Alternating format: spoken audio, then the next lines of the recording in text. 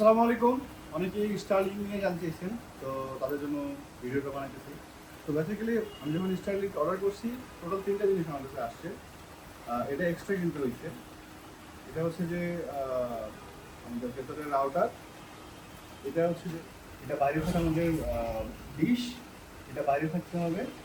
আর এটা হচ্ছে যে অ্যাডাপ্টার, এখান থেকে হচ্ছে যে আমরা বেসিক্যালি কেবল দিয়ে ইন্টারনেটটা তার বের করতে হবে। তো দেখা যাচ্ছে যে বৃষ্টি বাদল হতেছে, তো আমরা এই বৃষ্টির মধ্যেই ডিশটা লাগাবো। বৃষ্টির মধ্যেই আমরা ডিশটা লাগাই, আমরা দেখবো যে বৃষ্টির ভিতরে স্পিড কেমন আসে। তো ঠিক আছে, লেটস গো। সো বেসিক্যালি সেটআপটা খুবই ইজি। এটা হচ্ছে যে আমার ডিশ, ডিশ থেকে যে একটা তার আসবে, এই তারটা আমার রাউটারে যাবে। দ্যাটস অল, আর কোনো মানে সেটআপ নাই এখানে। আর রাউটারের সাথে ইলেকট্রিসিটি লাইন হলেই হবে। তো এটা 30 মিটার কেবল, এটা বাই ডিফল্ট যেটা থাকে সেটা। আপনি চাইলে আর তো বড় কেবল অর্ডার করতে পারবেন।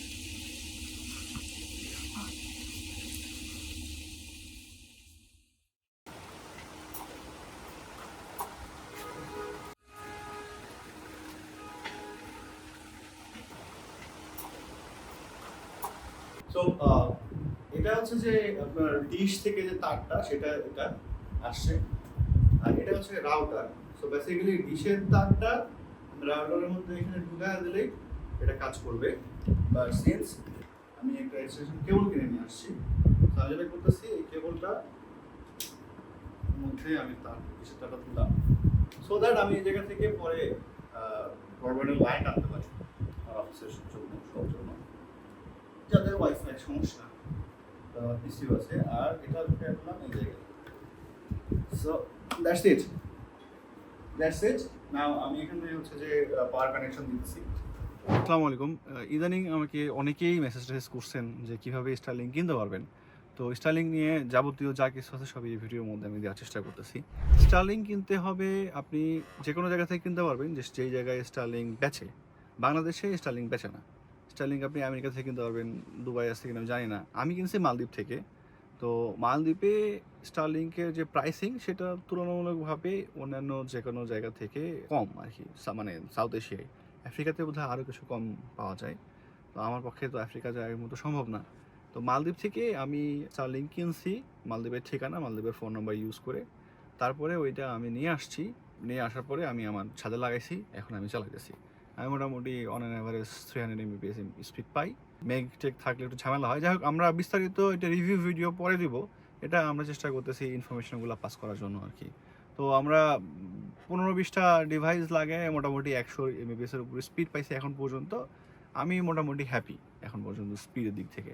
প্রাইসিং সম্পর্কে জানতে চাচ্ছেন, প্রাইসিং এটা আপনারা স্টারলিংকের ওয়েবসাইটে গিয়ে যে কান্ট্রি থেকে কিনবেন সেই কান্ট্রির ভিপিএন লাগায় আপনারা চেক করতে পারবেন।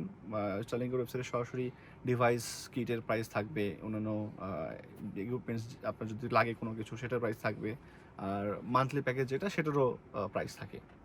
আমি মালদ্বীপ থেকে কিনেছিলাম, আমার ডিভাইস কিটের প্রাইস বোধহয় $500-600 মতো পড়ছিল, আমার মনে নাই এক্স্যাক্ট দাম। মান্থলি আমার এখন রোমিং প্যাকেজ অন হয়েছে, এটা আমার 1500 রুপি চার্জ করে। তো 1500 রুপি প্রাইসিং হইলে 7 দিয়ে গুণ করতে হয় মালদ্বীপের কারেন্সি। আমাদের এইখানে 12,000 টাকার মতো বোধহয় পড়ে, আমি যতদূর হিসাব করছি রোমিং প্রাইস যেটা সেটা। আর নর্মালটা 1000 রুপি ছিল, বাট সিন্স আমি ডিভাইসটা নিয়ে চলে আসছি, ওরা কীভাবে যেন ট্র্যাক করছে, আমি জানি না কীভাবে ট্র্যাক করছে। আমি কানেক্ট করার আগেই রোমিং প্যাকেজ অন হয়ে গেছিলো। তো এদের ইঞ্জিনিয়ারিং দারুণ। এটা সেট আপ করতে মানে কি লাগে, সেট আপ করতে কিছু লাগে না। ডিশ যেটা আছে সেটা মানে জাস্ট প্লাগ অ্যান্ড প্লে।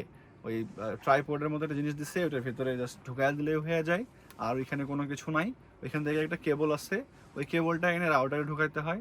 এটা আমি অলরেডি দেখাইছি ভিডিওতে, আপনারা দেখতে পাবেন।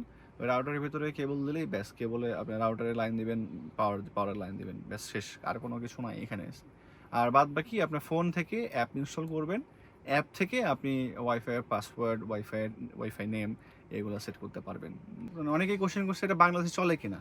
হ্যাঁ ভাই, এটা বাংলাদেশে চলে, তার কারণ উপরে স্যাটেলাইট আছে, নিচে আপনি ডিশ লাগাবেন, এটা বাংলাদেশে চলে।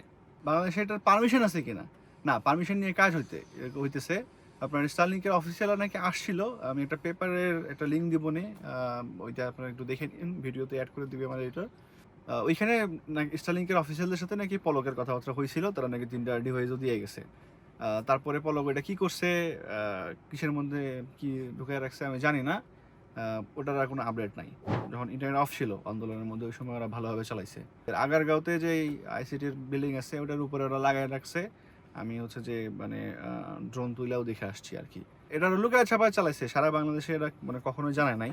তো আমার উদ্দেশ্য ছিল যে আমি অ্যাওয়ারনেস তৈরি করবো। অলরেডি আইটি সেক্টর মানে আমার যে ইন্ডাস্ট্রি, ছোট স্পেস আমার বা বলে আমি জানাইছি।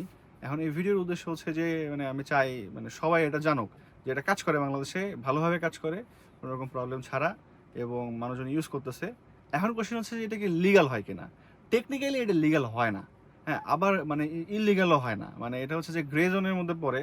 ধরেন আমি আইফোন যখন চালাই, আইফোন তো বাংলাদেশে বিক্রির আসলে লাইসেন্স নাই, বাট আইফোন তো আমরা চালাইতেছি সবাই। তো কীভাবে চালাইতেছি, বেসিক্যালি আইফোনগুলো বাইরে থেকে আসে, আমরা চালাই। আইফোনের অ্যাপেলের কিন্তু স্টোর নাই, অথরাইজ স্টোর নামে যারা বেচে, আই ডোন্ট নো আসলে কি অথরিটি তাদের আছে, বা একটা দুটা স্টোরে আছে, ওইখান থেকে কয়জন মানুষ কেনে আমি জানি না। বা ড্রোনেরও বাংলাদেশে পারমিশনের ঝামেলা আছে, ড্রোনও চালাইতেছে। তো বেসিক্যালি মানে you can do your things. এরপর আসছে স্পিড। স্পিড কেমন ভাই, আমি ম্যাক্স 300 mbps পাইছি আমার প্যাকেজে, আর লোয়েস্ট 120 পাইছি এখন পর্যন্ত এমবিএস।